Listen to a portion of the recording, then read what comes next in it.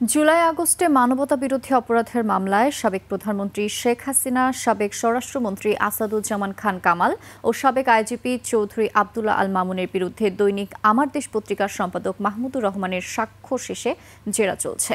মঙ্গলবার বিচারপতি গোলাম মর্তুজা মজুমদারের নেতৃত্বাধীন আন্তর্জাতিক অপরাধ ট্রাইব্যুনাল ১-এ জেরা হচ্ছে। দ্বিতীয় দিনের সাক্ষ্যতে দেশের জুলাই গণঅভ্যুত্থানে প্রায় ১৪০০ আন্দোলনকারী নিহত হয়েছে। জাতিসংঘের এমন পরিসংখ্যান সহ শেখ হাসিনা সম্পর্কিত আন্তর্জাতিক বিভিন্ন প্রতিবেদন সাক্ষ্যতে তুলে ধরছেন মাহমুদুর রহমান। যারা এই হত্যাকাণ্ডের নির্দেশদাতা তাদের বিচার চান মাহমুদুর রহমান। বলেন, শহীদদের পরিবার তাহলে শান্তি পাবে। ফ্যাসিস্ট সরকারের যেন আগমন না ঘটে। আর এর আগে সোমবার বেলা ১১টা ২০ থেকে বিকেল পর্যন্ত সাক্ষ্য গ্রহণ চলে। তবে শেষ না হয় অবশিষ্ট সাক্ষ্য ও জেরার জন্য আজকের দিন ধার্য করে ট্রাইব্যুনাল। এরপর এ মামলায় সাক্ষ্য দেবেন জাতীয় নাগরিক পার্টির আহ্বায়ক নাহিদ ইসলাম। এখন পর্যন্ত মোট ৪৬ জনের সাক্ষ্য গ্রহণ রেকর্ড করেছে ট্রাইব্যুনাল।